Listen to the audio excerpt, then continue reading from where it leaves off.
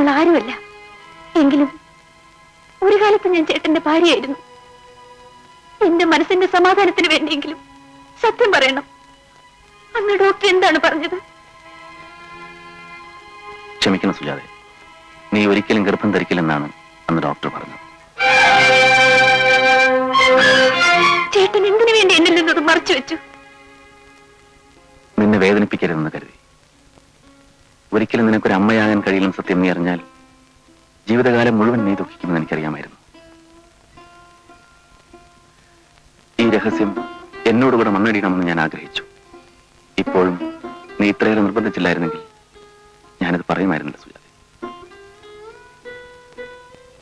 എന്റെ വീട്ടിൽ നിന്ന് ഞാൻ ഇറങ്ങിപ്പോയപ്പോഴും വിവാഹബന്ധം വേർപെടുത്തി കോടതി വരാന്തയിൽ നീ അകലുമ്പോഴും നിന്നെ വിളിച്ചു നിർത്തി അത് പറയണമെന്ന് എനിക്കുണ്ടായിരുന്നു.